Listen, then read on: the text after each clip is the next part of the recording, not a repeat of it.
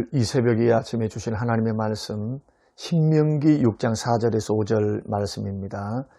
이스라엘아 들으라. 우리 하나님 여호와는 오직 유일한 여호와이시니 너는 마음을 다하고 뜻을 다하고 힘을 다하여 내 하나님 여호와를 사랑하라. 고마우신 하나님 아버지, 성도됨의 정체성을 찾아갑니다. 오늘 하나님과 관계에 있어서 온 마음을 다해 하나님을 사랑하는 것을 목표로 삼으라 라는 말씀의 마지막 시간입니다. 내 이성과 지성을 다하여 마음과 정성을 다하여 그리고 의지를 들여서 하나님을 사랑할 수 있도록 우리에게 전인격적인 하나님 사랑을 허락하여 주사 노력하게 하시옵소서. 주께 더 가까이 나가게 하옵소서. 주를 더욱 사랑케 하옵소서. 감사드리며 예수님 이름으로 기도합니다. 아멘. 사랑하는 성도 여러분, 주 안에서 평안하셨습니까?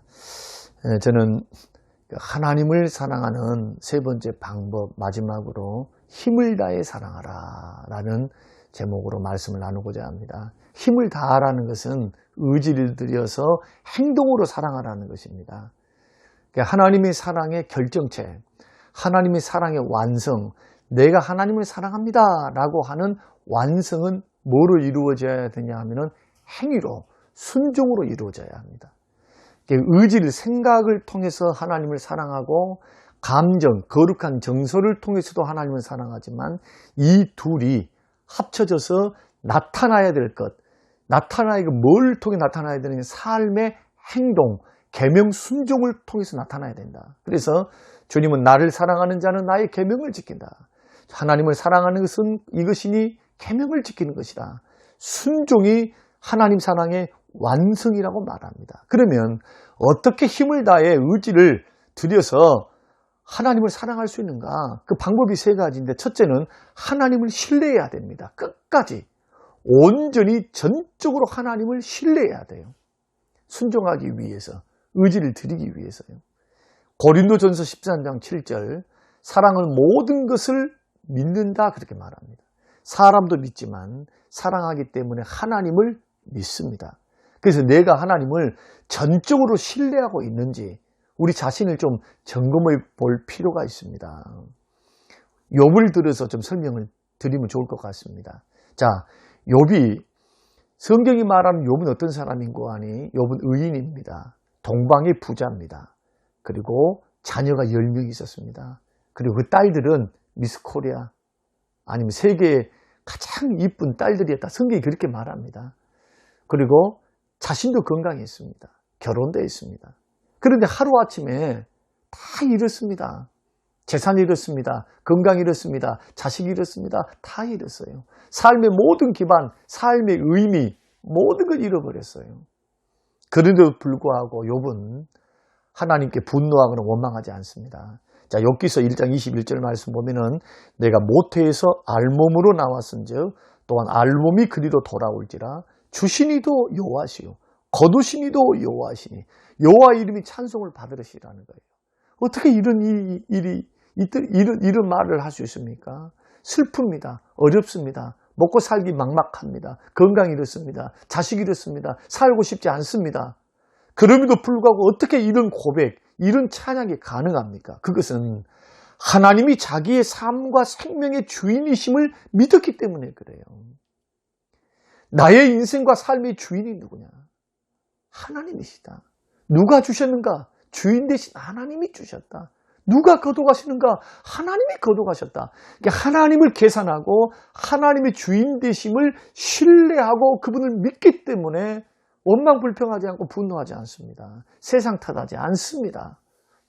하나님 앞에 머물러 있습니다. 하나님 떠나지 않습니다. 하나님 신뢰하기 때문에.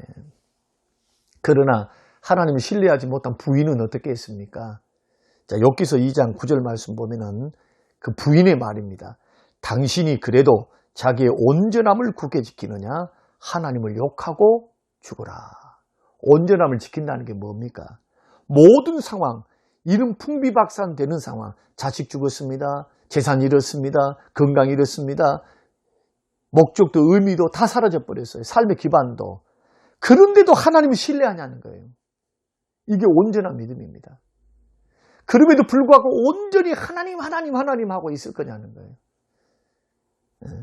차라리 하나님을 욕하고 죽어라.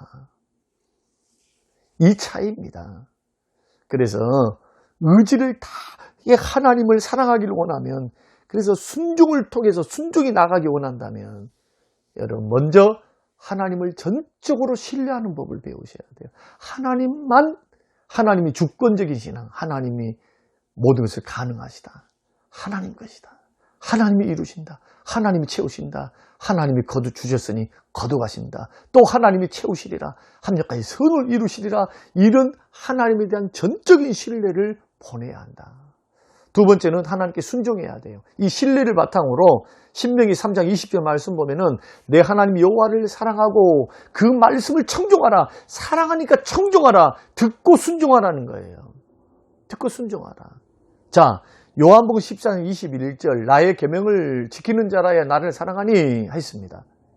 자, 그러면 불순종하면서 주님을 사랑한다 고백하면 어떻게 될까요?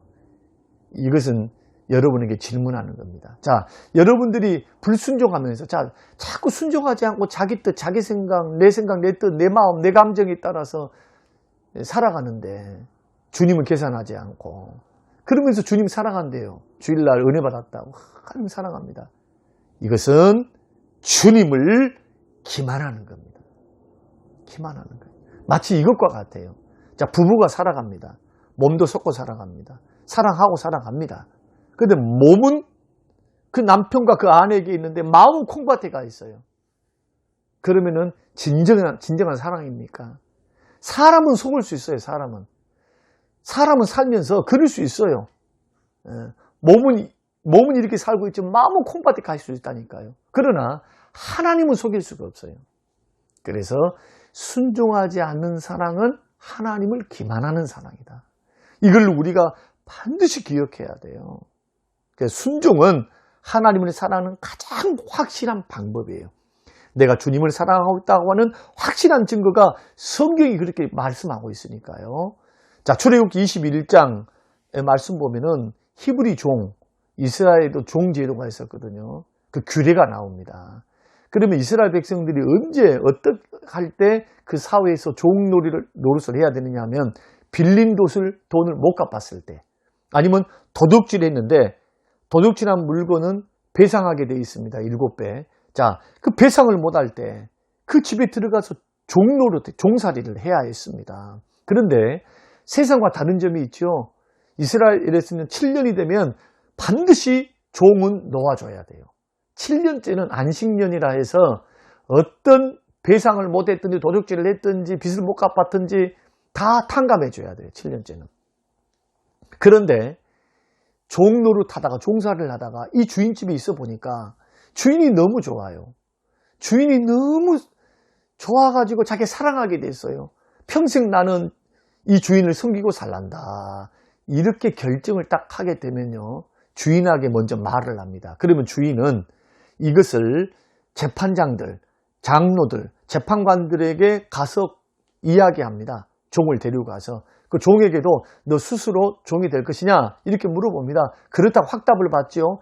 그러면 주인이 다시 자기 집으로 돌아와서 송곳을 하나 준비를 해서 대문의 문설주에 대고 귀를 뚫습니다. 귀를 뚫게 되면은 어떻게 되느냐 하면 스스로 자원함으로 나는 종입니다. 억지로 마지못해서 빚 때문에 종이 아니라 이제는 자원함으로. 왜 자원합니까? 주인이 너무 좋은 거예요.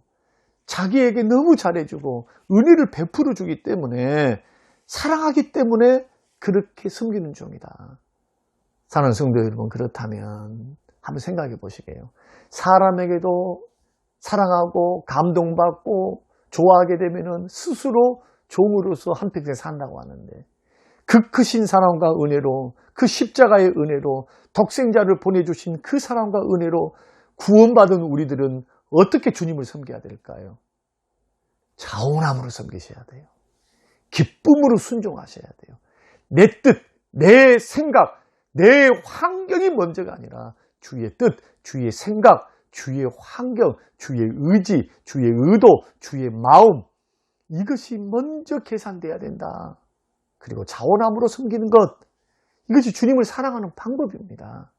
그 마지막으로는 하나님께 헌신해야 돼요. 자, 귀를 뚫은 종들은 주인께 어떻게 했을까요? 자원함으로 하는 겁니다. 자기가 즐거워서 했기 때문에 스스로 헌신하는 거예요. 주인을 좋아해서, 사랑해서. 이것이 성경이 말하는 주님 사랑하는 방법이다. 그러므로 몸으로, 헌신이란 몸으로 드린다는 것이거든요. 몸으로 하는 것을 절대 거부하면 안 돼요. 몸이 나와서 예배 드리고, 몸으로 봉사하고 청소하고, 몸으로 순예배 드리고, 몸으로 전도하고, 물질 드리고, 자, 하나님 의지적으로 사랑할 수 있는 방법, 하나님을 신뢰하라. 내 뜻보다는 하나님께 순종하라. 하나님 앞에 몸을 들여 자원함으로, 즐겨함으로 헌신하라. 이것이 하나님 사랑하는 결정적인 증거가 되는 겁니다. 그래서 사랑이 크기만큼 순종이 나오는 거예요. 헌신도. 주님 말씀하시기를 물질이 있는 곳에 마음이 있다고 하잖아요. 물질을 보면 그 사람의 마음의 정도를 안다고 하는 것처럼 오늘 이 말씀이 우리에게 큰 도전이 되어서 우리의 정체성을 바로 세워나가고, 그리고 우리가 이 말씀을 따라서 우리가 하나님을 사랑하는 데에 목표로 세울 수 있게 되시기를 주의 이름으로 축원합니다. 이제 다음부터는 이웃과의 관계에 대해서는 어떻게 하는가, 이것을 살펴보기를 원합니다. 고마우신 하나님, 오늘 주신 귀한 말씀 마음에 깊이 새깁니다. 주여, 깨닫는 마음을 주사 삶의 목표, 신앙의 목표를 뭘로 세워야 하는가, 하나님 하나를 살펴봤습니다. 하나님 관계에서 마음과 뜻과 정성 다해 주님 사랑하게 하옵소서. 감사드리며 예수님 이름으로 기도합니다. 아멘.